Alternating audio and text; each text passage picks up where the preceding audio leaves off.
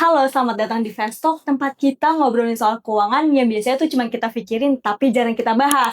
Nah, kali ini saya ditemenin lagi nih sama Pak Rian. Halo Jian. Halo Pak, saya mau langsung nyerang Pak Rian sama satu pertanyaan nih. Wow, apaan tuh? Pak Rian kira-kira pernah lihat gak anak muda yang udah mikirin dana pensiun?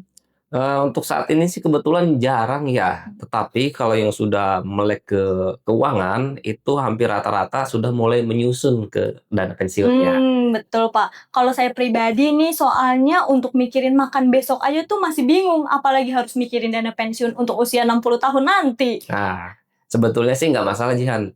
Itu nanti bisa disisihkan. Jadi Jihan pengeluarannya berapa, kemudian pemasukannya berapa. Nah, itu disisihkan untuk dana pensiun.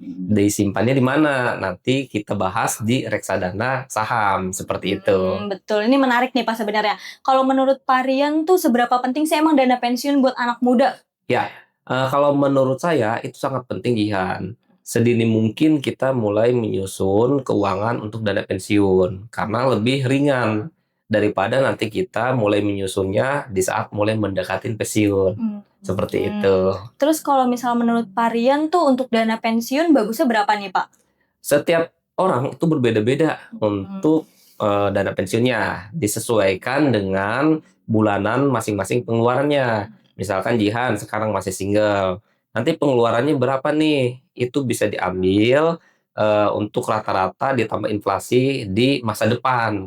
Seperti itu. Nah, apalagi untuk keluarga, nanti keluarga kita bisa sesuaikan juga di keluarga apakah ada anak atau enggak, seperti itu. Nanti menjelang masa pensiun rencananya seperti apa, kita bisa sesuaikan juga sesuai dengan pengeluarannya masing-masing, ditambah inflasi dan kalau masih muda kita bisa ngebut nih, kita lebih agresif dulu, kita masukkan ke instrumen reksadana saham, kemudian nanti kalau udah mulai ke pertengahan kita mulai mode ngerem nih, ngerem, kemudian nanti setelah mau mendekatin kita mode ke konservatif, seperti itu. Gitu Pak. Berarti kalau misalnya menurut Pak Rian nih, mumpung saya masih muda, berarti saya gencar-gencar kerja nih ya Pak ya, buat dana pensiun. Iya, mumpung masih produktif, seperti itu. Jadi nanti sisihkan dananya, masukkan ke instrumen-instrumennya, kemudian dikelola, kemudian nanti rencana pensiun berapa tahun nih?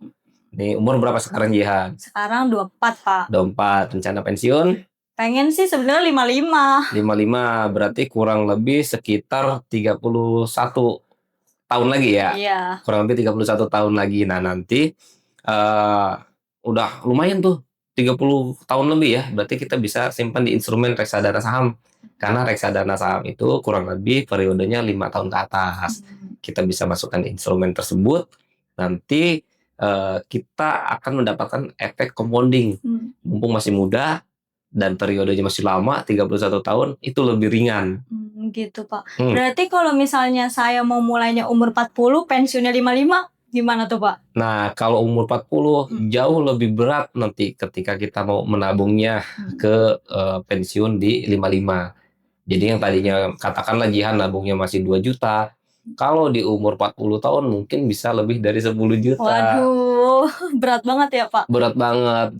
Dan kita juga harus mikirkan tuh, di umur 40 tahun produktivitas kerja kita juga mulai menurun. Ya kan? Tentunya makin berat nantinya untuk mengumpulkan dana ke pensiun. Gitu. Berarti kalau menurut Pak Rian, kalau dana pensiun tuh bagusnya emang diinvestasiin ya Pak? Menurut saya untuk dana pensiun, untuk mengalahkan inflasi, lebih baik diinvestasikan ke instrumen-instrumen tertentu sesuai dengan profil resikonya masing-masing setiap orang. Kalau misalnya untuk yang masih awam investasi, berarti mending belajar dari sekarang daripada nabung Pak? Atau gimana tuh Pak menurut Bapak? Oke. Untuk yang awam lebih baik belajar di reksadana pasar uang dulu nih. Pelan-pelan nabung, kemudian nanti ada compounding. Nah, kita setelah udah mengerti, kita bisa pindahkan ke reksadana saham. Di reksadana saham itu memang fluktuatifnya cukup tinggi dan imbal hasilnya pun lumayan gitu ya, mungkin sekitar 12% per tahun. Nah, setelah itu ketika lebih dari 5 tahun kita akan ada mendapatkan efek compounding dari imbal hasil tersebut. Jadi kita nggak terlalu berat kalau sedini mungkin. Benar benar-benar. Mm-mm. Iya sih Pak, kalau dipikir-pikir ya, mumpung juga masih muda, terus juga masih kuat kerja gitu. Mm-mm. Mending dari sekarang ya mikirin dana pensiun. Betul banget. Nah, misalkan kita ada perhitungan nih, katakanlah dalam sebuah keluarga itu pengeluarannya 15 juta. Nanti itu pengeluaran per bulan ya, Jen ya. Nanti kita harus nabung nih untuk di masa pensiun kita, otomatis pengeluaran kita juga kurang lebih 15 juta, tetapi dikurangin nih karena pengeluaran di masa tua itu tidak se ekstrim ketika masa muda dong. Masa muda udah lifestyle, kemudian Hmm. suka belanja dan Hmm. sebagainya. Mungkin nanti di masa tua kita udah mulai berkurang tuh. Jadi mungkin dikurang 20%. Jadi misalkan pengeluarannya sekitar 12 juta. Nah, nanti kita bisa masukkan nih. Kita pelan-pelan kita masukkan belajar kira-kira kalau 15 juta per bulan kita masukkan ke instrumen RDS atau reksadana saham, nanti otomatis masa pensiun kita nih dibutuhkan berapa sih kira-kira pengeluarannya dengan tingkat misalkan kita hidup sampai umur di 70 tahun katakanlah. Seperti itu. Nanti kita membutuhkan biayanya berapa nih kurang lebih. Katakanlah kalau kita dengan perhitungan dan sebagainya kurang lebih sekitar 9 M-an lah misalkan seperti itu. Jadi nanti 9 M itu untuk membiayai masa hidup kita setelah kita pensiun. Seperti itu. Berarti sampai miliaran ya Pak. Saya kira tuh cuma sampai ratusan juta aja kalau dana pensiun tuh. Terus kalau misalnya ini deh Pak, saya ada pertanyaan. Kalau untuk anak muda kayak saya terus single juga nih, Hmm.